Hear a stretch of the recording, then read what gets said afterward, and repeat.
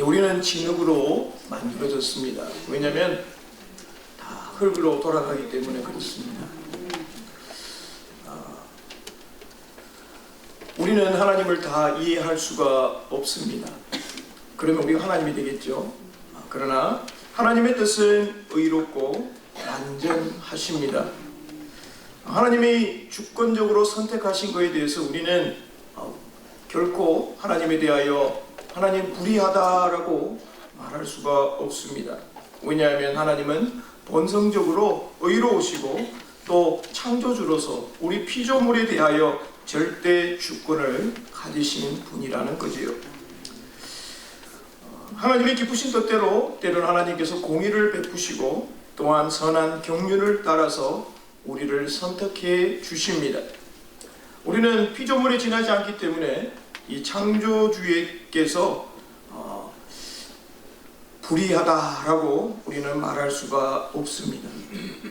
그래서 오늘 본문의 내용은 이 사도 바울이 하나님의 이 절대 주권에 대하여서 토기장이를 비유를 들어서 하나님의 절대 주권에 대하여 설명하고 있습니다.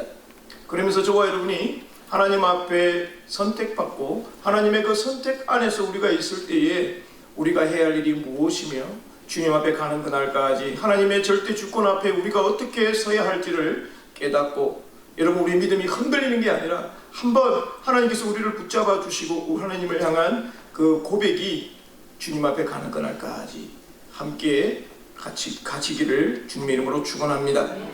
하나님의 주권은 절대로 보면 불의가 없다라는 거죠. 토기장의 권한을 설명하면서 이 구원의 영역은 하나님께 속한 것이다. 사람들이 그럽니다. 야, 그런 법이 어딨냐? 이거 불공평하다. 하나님은 누구는 선택하시고 누구는 선택하지 않는 거 하나님 마음대로 아니냐라고 우리는 말할 수가 있습니다.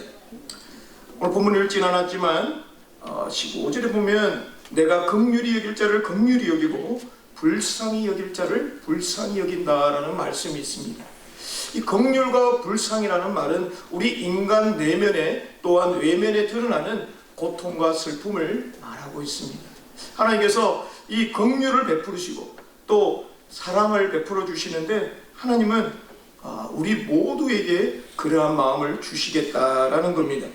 그런데 만약 불신자가 구원을 받지 못하여서 하나님의 주권의 선택에 따른 것이라면, 그럼 하나님 왜 불신자는 그 사람들에게 내리는 심판이 어떻게 공의로울 수 있습니까? 하나님이 선택 안 했는데 그 사람을 어떻게 벌 줄 수 있습니까? 라고 우리가 말할 수 있겠느냐라는 거죠. 자, 오늘 19절에 보면 하나님이 어찌하여 허물하시겠느냐, 하나님이 그 선택받지 않는 사람들을 위해서 하나님이 심판하시겠느냐, 누가 그 뜻을 대적하겠느냐라는 질문을 사도 바울이 사람들이 할 수 있는 그 질문을 미리 만들어서 예상 문제집을 지금 던져준 거예요. 하나님은 누구는 선택하고 누구는 선택하지 않는 그에 대해서 하나님의 주권에 대해서 우리가 하나님은 불의하십니다. 허물이 있습니다. 하나님 잘못됐습니다 라고 우리가 주님 앞에 항변할 수 있느냐라는 겁니다. 결론은 할 수 없다는 겁니다. 본문 앞절에 보면 바울은 에서와 또한 이스마엘과 바로의 예를 듭니다. 하나님께서 왜 야곱 대신에 에서를 하나님을 왜 선택하셨을까? 특별히 바로의 예를 보면 이들의 모든 마음을 완악하게 하셨다. 하나님이 완악하게 했다는 게 아니에요. 성경을 보면요, 그들의 마음속에 완악한 마음을 하나님이 그대로 그냥 내리고 해버린 겁니다. 하나님의 은혜가 있지만 그 은혜를 받아들이지 못하고 그들 스스로가 자유의지를 가지고 그들의 마음대로 살았다. 여러분, 하나님이 로봇처럼 착착착착 공장에서 만들어내어서 우리 마음속에, 여러분 너는 다 로봇처럼 만들면 그게 말이 안 된다는 거예요.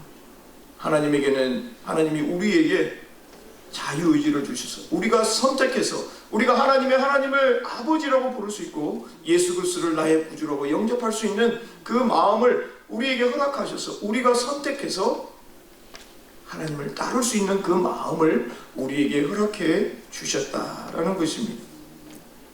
구원이 하나님의 선택의 문제라면 구원받지 못한 사람은 하나님의 책임이 아니냐라고 반문할 수 있습니다. 그에 대해서 20절에 말합니다. 누가 감히 하나님께 반문하겠느냐? 지음을 받은 물건이 지은 자에게 어찌 나를 이같이 만들었냐고 말하겠느냐 하는 겁니다. 여러분, 토기장에는 이 그릇을 가지고 물레를 돌려서 이 컵 한 덩이를 가지고 자신이 만들고 싶은 것을 만드는 것이 토기장입니다. 그런데 하나님은 이 타락한 우리에게 이 긍휼과 또는 진노라는 것을 베풀 권한이 있는 거예요. 그래서 바울은 우리 인간은 하나님의 주권 앞에 침묵할 수밖에 없다라는 겁니다. 그래서 하나님의 절대 주권 앞에 우리는 하나님을 판단하거나 우리 또한 하나님 앞에 우리가 평가할 수 없다라는 것입니다. 여러분, 우리가 하나님을 어떻게 평가할 수가 있겠습니까? 하나님의 사랑을 우리가 받았지만 그 사랑을 날로 우리가 깨달아 간다라는 겁니다. 이사야 선지자는 이걸 너무나도 잘 알았어요. 29장에 보면 너희의 패역함이 심하도다. 자, 여기 패역함인데요, 오늘 바로 왕에게 가졌던 그 마음이 완악함이에요. 하나님의 사랑을 보여줬지만 사랑을 깨닫지 못합니다.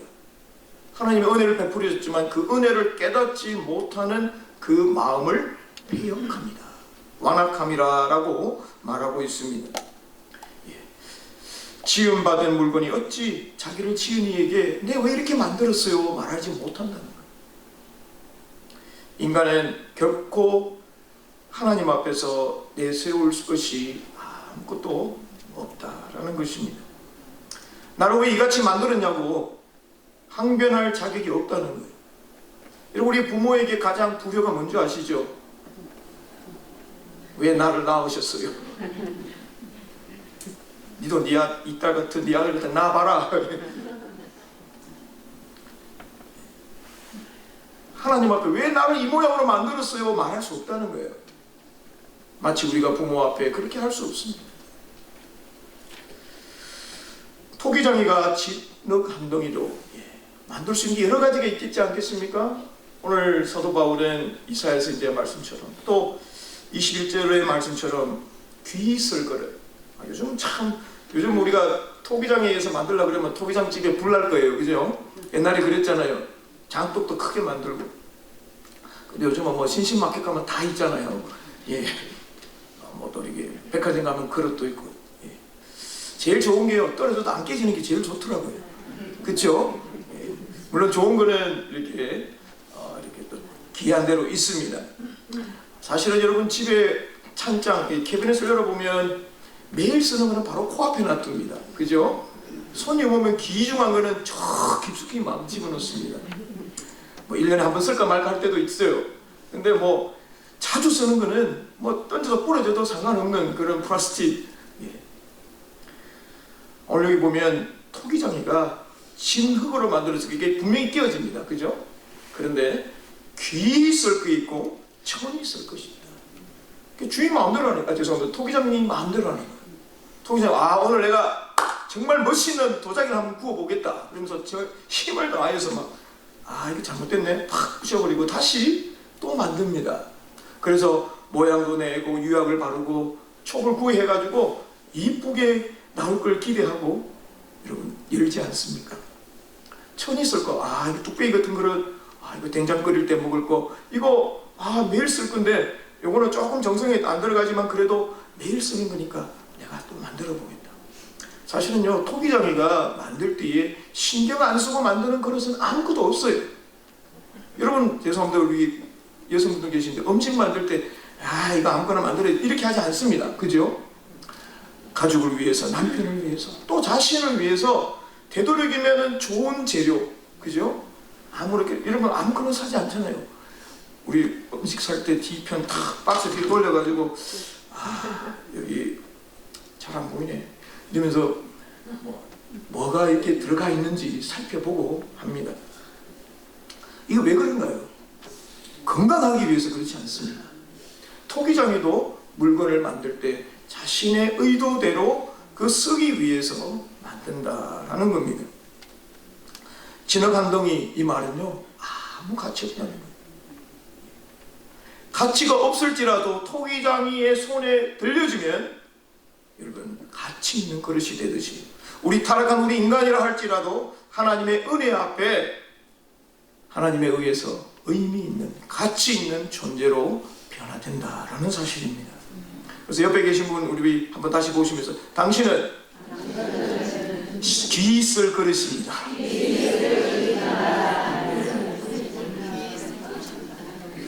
정말 하나님이 사용하시면요 귀 있을 그릇입니다. 우리 어릴 때 보면 야 너는 커서 참 잘 될 것 같다. 그럼 어떻습니까? 기분이 참 좋아요. 근데 니는 뭐 보여 아무것도 안 되거든 이러면 기가 팍 상합니다. 우리 아이들 또 우리 젊은이들 또 보시고요 되도록이면 칭찬해 주세요.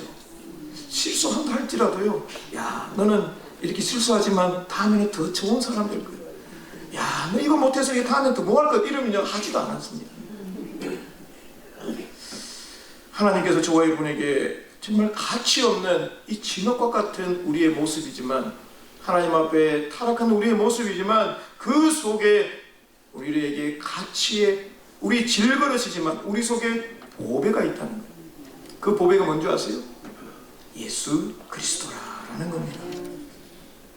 디모데후서에는 집에는 금그릇, 은그릇 여러분 금그릇 있으세요? 저도 한번 보지도 못했어요. 근데 이 집은 참 부자인가 봐요. 금그릇, 은그릇, 나무그릇, 질그릇. 사실 금그릇, 은그릇이 있지만요 이거는 사용하죠. 그냥 장식해놔요. 근데 나무그릇, 질그릇, 흙그릇은 많이 쓰는 겁니다. 여러분 하나님 앞에 많이 쓰이기를 원하시죠? 내가 질그릇이라도 흙으로 만들어도 주인이 매일 사용하면 얼마나 좋습니까? 언제든지 이렇게 쫙 반질반질하게 샴푸가 아니죠. 퐁퐁으로 씻어가지고 밥상 위에 쫙 올려질 때 밥 먹는 사람들을 즐겁게 해주지 않습니까? 하나님 앞에 우리 모두는 귀하게 쓰여지는 그릇입니다. 이유가 바로 예수 그리스도를 우리가 영접했기 때문에 그런 거예요. 고린도후서 4장 7절에 보면 우리가 이 보배를 질그릇에 가졌다. 중요한 것은 질그릇이 아니고 보배입니다. 보배 같은 우리 주님의 놀라운 능력이 심령이 성령의 은혜가 우리 가운데 있기 때문에 귀한 거예요. 그래서 여러분 우리는요 조금 있으면 이렇게 깨어지기 쉬운 존재입니다. 그냥 탁 떨어지면 박살나버려요. 그러나 우리 주님은 다시 우리를 본드로 탁 만들어 주셔가지고 다시 구워주시고 다시 우리의 모난 부분을 만들어 주셔서 우리 속에 계신 예수 그리스도를 놓치지 않고 잃어버리지 않도록 우리에게 은혜를 베풀어 주십니다. 여러분 하나님이 택한 백성이 누굴까요? 저와 여러분인 줄 믿습니다. 두 가지를 질문해 보면 알 수 있어요. 첫 번째로는 내가 예수 그리스도를 내 마음에 영접했는가? 제가 여러분이 묻습니다. 여러분 마음에 예수 그리스도를 주님의 여러분 구주로 영접하셨나요? 네. 우리 모두 하나님 앞에 선택받은 자예요.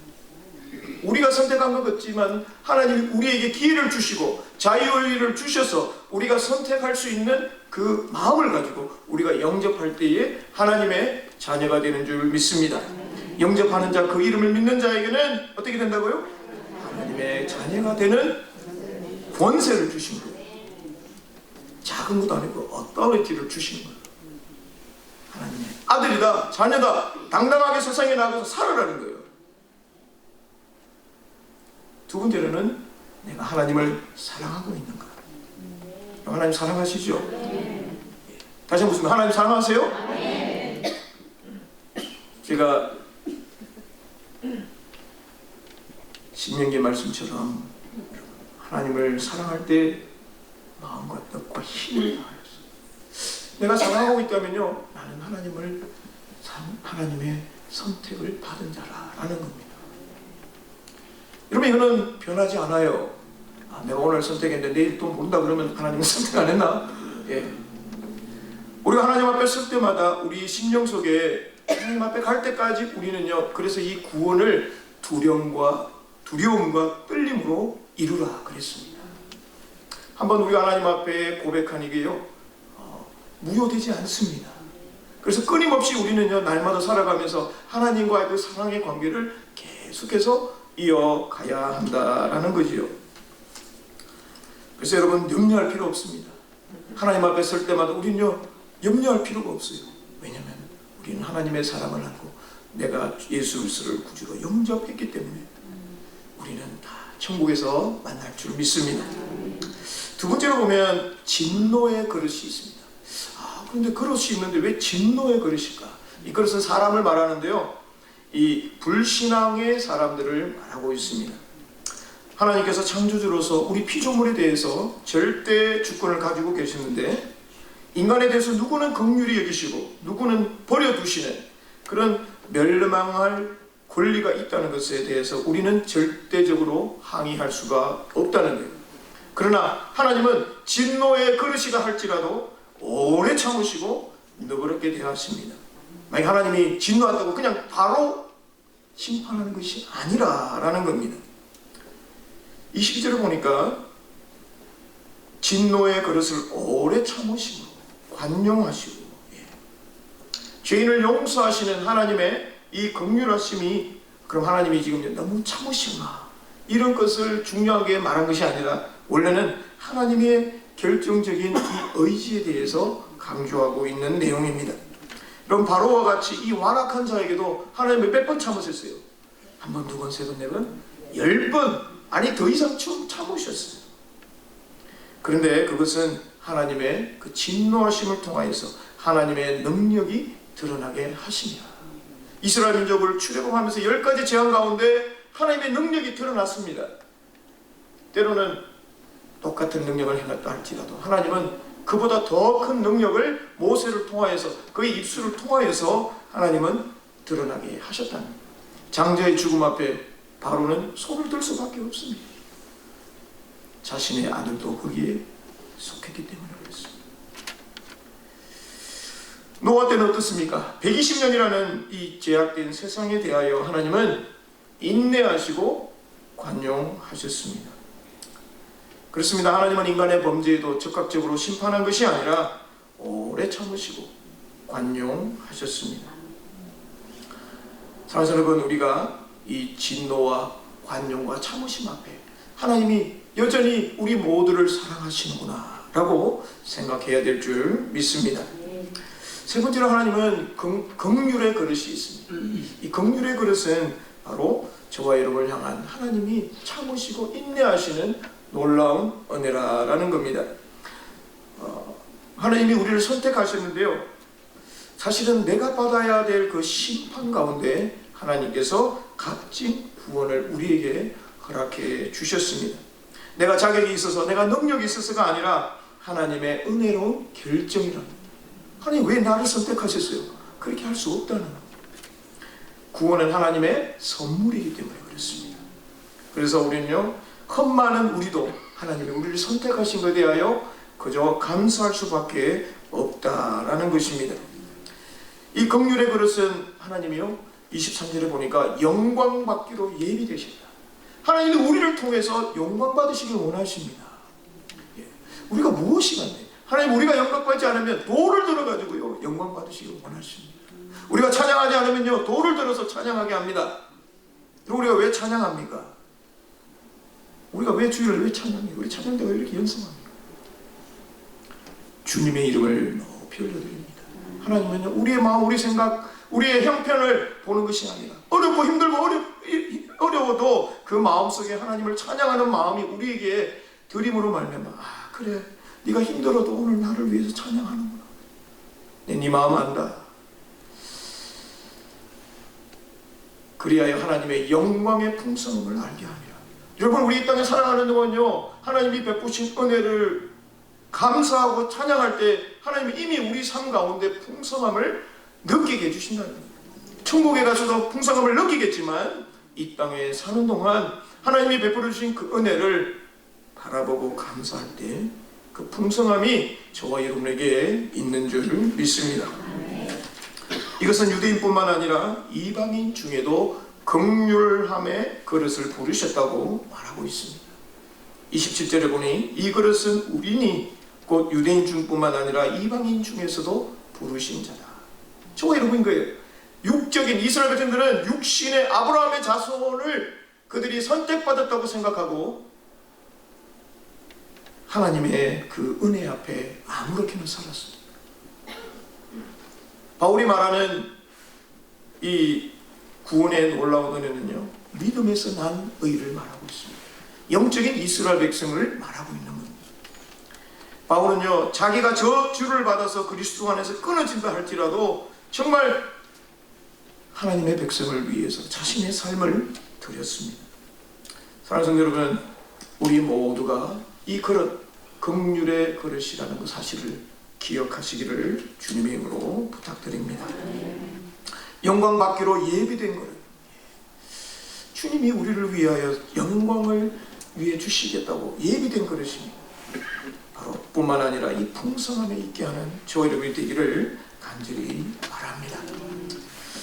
여러분, 오늘 이 9장 말씀이 참 중요한 내용이에요. 하나님의 주권 안에 우리가 인정하고 살아갈 때에 정말 하나님의 사랑이 너무나도 크구나. 이 본문에 대하여 팀 켈러 목사님은 이러한 예화를 드셨어요. 그분도 다른 목사님의 예화를 들었어요. 예화가 어떤 거냐면 어떤 사람에게 5명의 친구가 있었다고 합니다. 그런데 어느 날 이 5명이 은행 강도가 은행을 털기 위해서 서로 이렇게 모여가지고 모의를 하고 있었습니다. 그 소식을 알고 이제 그 5명이 있는 친구 집에 갔어요. 가가지고 막 안 된다. 이렇게 하면 다 죽는다. 너희들이 아무리 철저하게 계획을 잡는다 할지라도 이거 은행을 털다는 것은 잘못된 거다. 그러지 말고 우리 또 열심히 일해서 돈을 좀 벌자. 그렇게 설득하고 또 설득을 했습니다. 이렇게 막 간곡히 만류를 했지만 이 사람의 말을 무시해버리고 이제 5명이 뛰쳐나갑니다. 이 사람은 가만히 보니까 5명을 다 잡을 수는 없는 거예요. 그래서 한 명을 딱 잡아가지고 막 가지 말라고, 우리 같으면 바지가랭이를 잡아가지고 이제 막 못 가게 말립니다. 그래서 이 두 사람이 이제 4명은 가고 이 사람을 막 붙잡고 이러니까 4명이 먼저 그 자리를 떠나서 은행으로 갑니다. 치고받다가 결국 이 한 사람이 가지 못했죠. 동참하지 못했습니다. 4명이 은행을 틀다가 사람을 죽이기도 하고 그들도 죽고 나중에 경찰에 체포되어서 사형을 당하게 되었습니다. 여러분, 죽은 사람 이 4명은 왜 죽었나요? 그들이 행한 죄 때문에 죽은 거예요. 그러나 건진받은 그 친구 한 사람, 왜 감옥에 은행에 가지 않아서 왜 그가 죽음을 면할 수 있었습니까? 바로 친구의 전적인 은혜였다라는 겁니다. 여러분, 지옥에 갈 자는요, 자기 자신밖에 탓할 게 없어요. 왜 나를 지옥에 보내니? 반면에 우리 천국에 갈 자들은 예수님밖에 찬양할 자가 없습니다. 사랑하는 성도 여러분, 하나님께서 저와 여러분을 절대적인 주권 아래서 우리를 불러주시고 하나님의 자녀로 삼아주셨습니다. 나뿐만 아니라 옆에 계신 모든 성도들에게 똑같은 은혜를 베풀어 주셨어요. 다른 사람 볼 거 없어요. 나같이 못난 정말 질그릇 같은 흙 같은 우리 인생이지만 하나님이 나를 불러주시네 감사하고, 나도 불러주시고 내 옆에 있는 성도들도 불러주셨는데 함께 이 땅에 살아가면서 하나님의 나라를 확장하고 그 일 가운데 우리를 불러주신 것에 감사함으로 함께 섬겨 나가야 되지 않겠습니까? 말씀 맺겠습니다. 우리의 구원은 하나님의 절대 주권에 속하며 우리는 그것을 믿고 있습니다. 토기장이신 하나님의 손에 우리의 마음과 삶을 맡기시기를 바랍니다. 하나님의 구원의 은혜를 기억하시고 값싼 은혜가 아니라 값으로 매길 수 없는 하나님의 비싼 은혜임을 여러분 기억하셔서 하나님의 은혜 앞에 올려질 영광받을 아름다운 그릇들로 되시기를 간절히 바랍니다.